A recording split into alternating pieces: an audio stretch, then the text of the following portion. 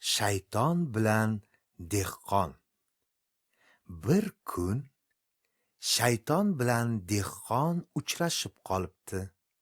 Ikkisi bir boyning yerini ijaraga olib dehqonchilik qilmoqchi bo'lishibdi. Yerni haydab ekishga tayyorlashibdi. Maslahat bilan jo'xori ekishibdi. Jo'xori pishibdi.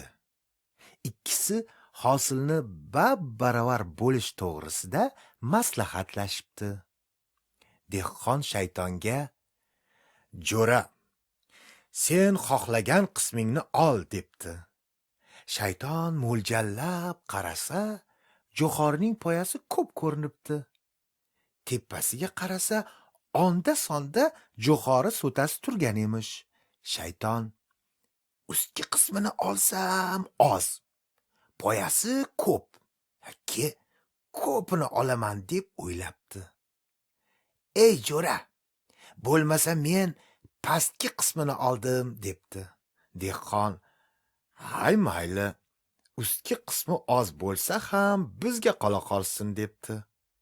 Dehqon jo'xorining so'tasini qayrib olibdi.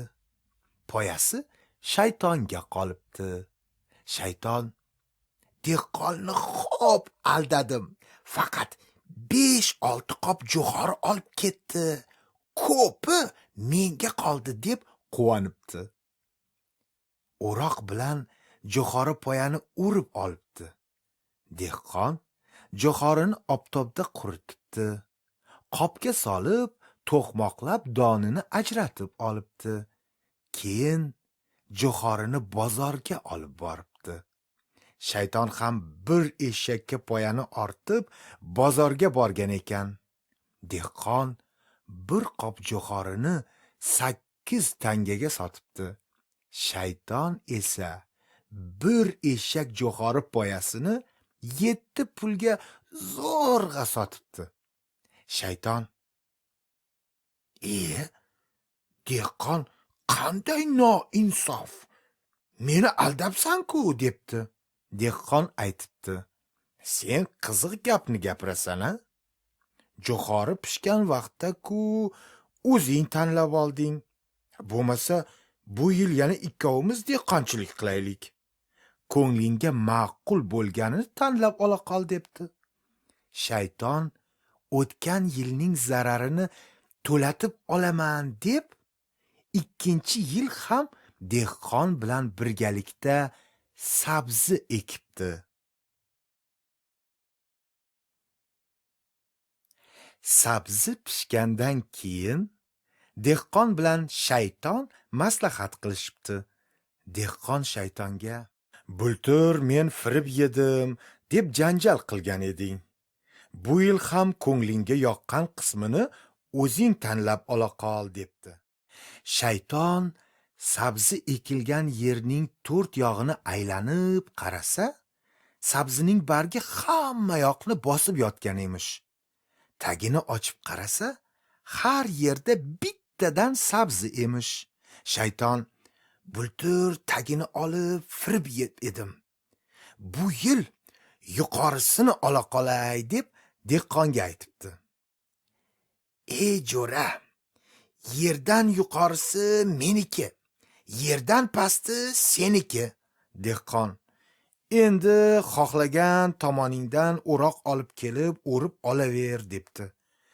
Shayton o'roq bilan sabzining bargini o'rib olaveribdi. Dehqon ham bir boshdan yerni kavlab, sabzini yig'ib olaveribdi. Dehqon sabzini yuvib bozorga olib boribdi. Shayton ham sabzi barglarini bog'lam qilib, eshakka ortib bozorga olib boribdi. Dehqon bir qop sabzini 5 tangaga 6 tangaga sotibdi.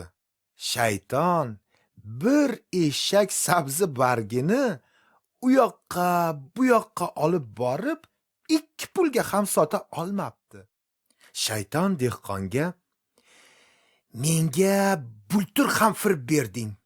Bu yil ham men katta zarar ko'rdim. bularni to'la deb janjal ko'taribdi. Ikkisi janjallashib bozordan chiqib ketayotganlarida yo'lda bir daraxt ostida 2 xum tilla turgan emish. Dehqon 2 xum tilla ekan. Bir xumini sen ol, bir xumini men olayin debdi. Shayton 2 yildan beri birga dehqonchilik qilganimizda menga firib berding. Endi bir xum tillaga ham sherik bo'lmoqchimisan debdi. Dehqon bo'lmasa nima qilamiz deb so'rabdi. Shayton yoshimizni surishtiramiz. Qaysi birimizning yoshimiz katta bo'lsa, tillani o'sha ko'p oladi deb javob beribdi. Bir oz turib shayton dehqonga sen necha yoshga kirding deb so'rabdi. Dehqon avval sen ayt, so'ngra men aytaman debdi. Shayton aytibdi. Men 170 ga kirdim. Dehqon qo'liga ro'molchasini olib, ho'ngrab yig'labdi. Shayton hayron bo'lib, nega yig'layapsan debdi. Dehqon o'pkasini tutolmay turib, mening kichkina o'g'lim o'lmaganida sen bilan bab-baravar bo'lar ekan debdi. Shayton aytibdi. Ey ahmoq, seni kichkina o'g'ling men bilan baravar bo'lsa, o'zing bobom bilan baravar ekansan-da. Qo'y, bu ishimdan ham firib yedim. Endi ikkovimiz bir-birimizni opichib ashula aytib ketamiz. Qaysi birimizning ashulamiz ko'p bo'lsa, tillani o'sha oladi. Dehqon mayli, aytganing bo'la qolsin debdi. Shayton dehqonni bo'yniga minib 3 kecha-yu 3 kunduz ashula aytibdi. Oxirida endi meni ashulam tamom bo'ldi debdi. Dehqonni ustidan tushibdi. Dehqon shaytonni kaftiga minib olib 7 kecha-yu 7 kunduzgacha taralladan boshqa narsani aytmabdi.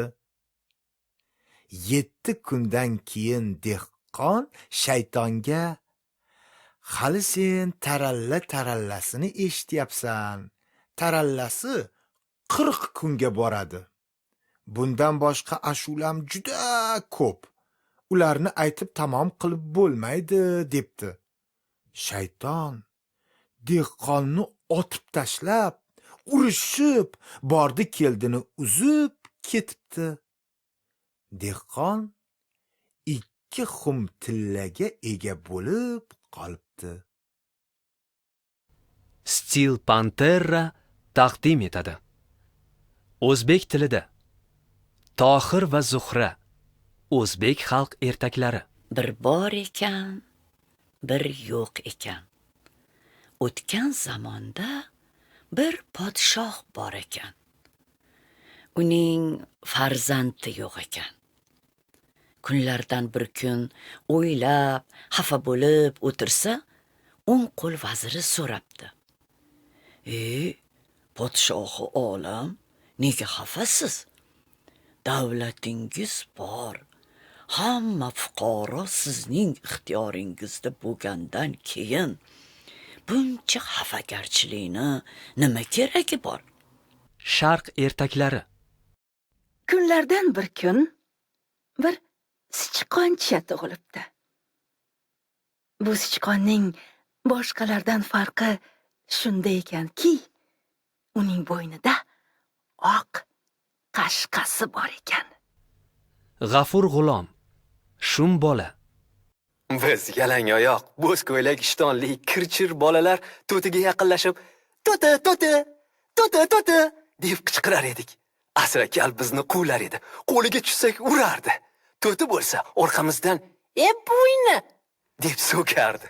Alpomish, O'zbek xalq dostoni.